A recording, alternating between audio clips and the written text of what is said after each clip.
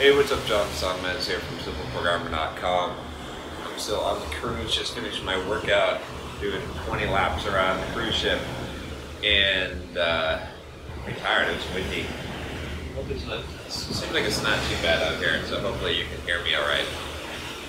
And thinking about more cruise ship stuff and how this cruise ship is sort of a microcosm for life, I want to talk about today something that happened on the cruise ship, which is some poker tournaments. So, and I think I talked about it in my first video on the cruise, but on my first day or second day on the cruise ship, I won a poker tournament that was worth maybe $2,400, which is, I won a free cruise and a free entry into an $1,100 poker tournament next year that'll be on that cruise in November.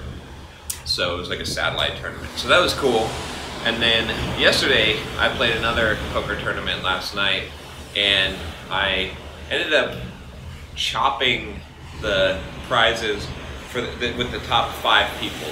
We ended up just quitting the game once we got down to the top 5 and just splitting the prize pool up because the blinds were crazy. They were like 5,000, 10,000 blinds, and we started with only 2,000 in chips. So it was pretty nuts. It was just gonna be all in the whole time.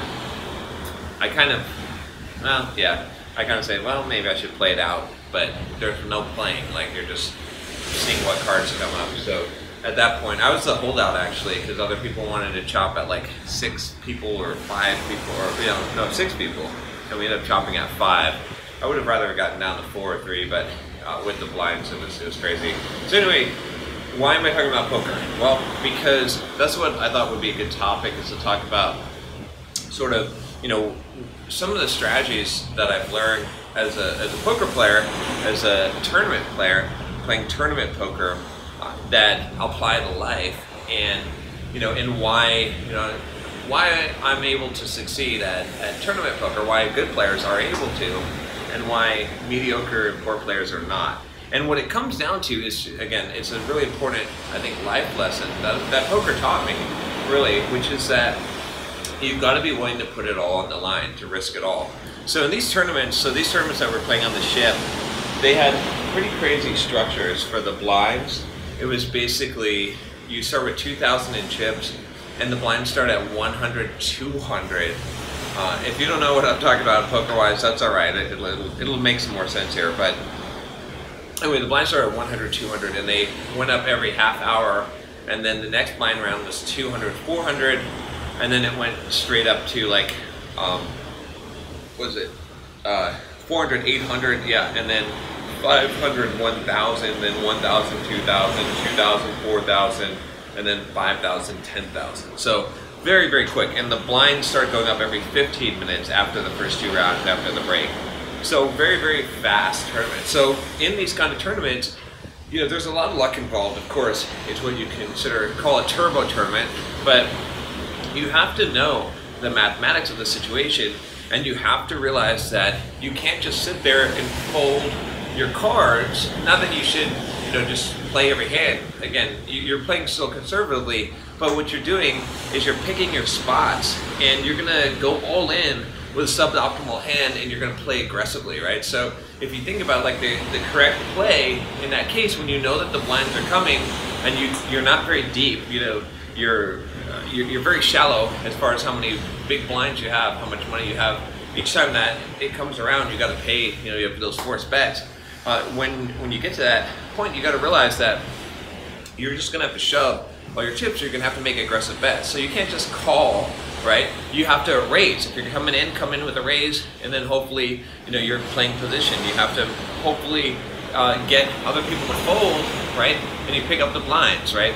Or if you're short stacked, if you got maybe 1,000 chips left, the only move that you're going to do is when you pick a hand, if you see an ace or you see decent cards, or you're in perfect good position, you're just going to shove all your chips in. You're just going to say all in at the beginning.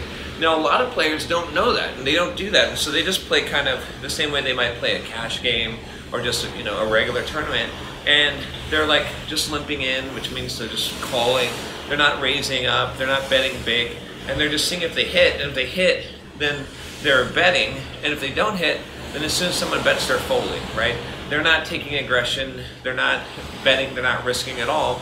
And what ends up happening is, ironically, their conservative approach to playing and not understanding the urgency of the situation causes them to lose and to eventually be blinded out. They lose in a unceremonious fashion where they basically just end up, getting whittled away until they die, right? And then they lose the tournament when they're forced to play hands. So they don't have much fuel to actually do something when they do actually win a hand, even then. So, obviously I play differently than that. I play aggressively, and I'm willing to put it all on the line at any given time.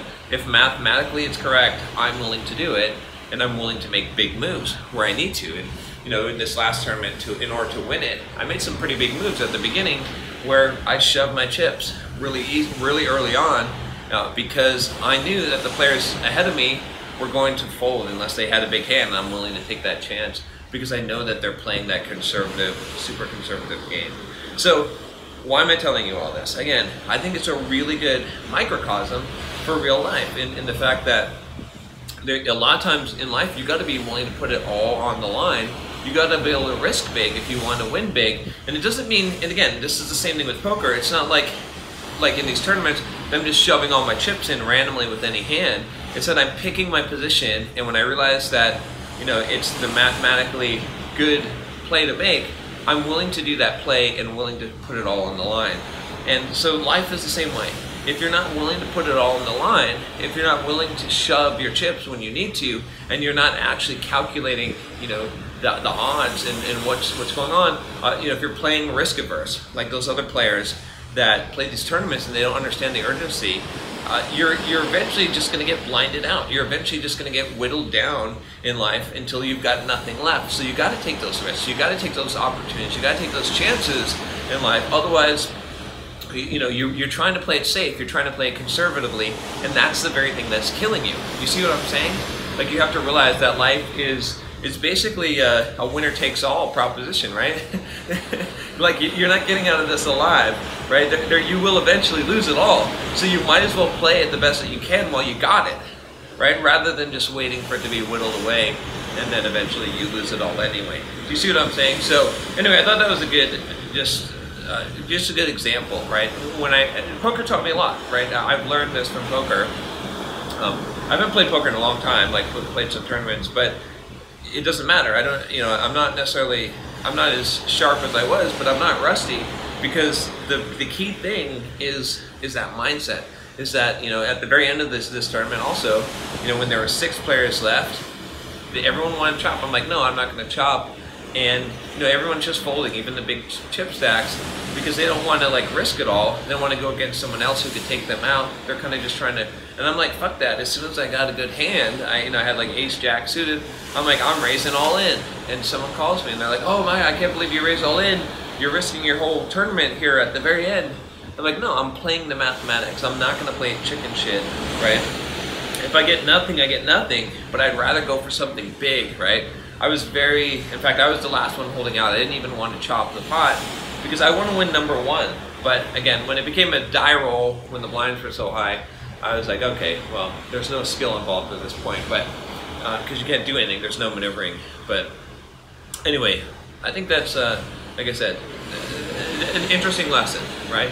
Something that I had to learn the hard way, because I spent a lot of my life playing things very, very conservatively, hoping to just kind of bide my time. And when you do that, sometimes you ink your way in, but you're never taking first place. If you want first place, you got to make bold moves, and you got to shove it all in, and you got to push.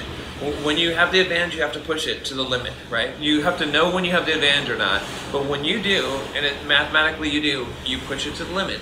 Otherwise, you're just gonna fizzle out. All right, that's all I got for you today. If you like this video, make sure to click the subscribe button below.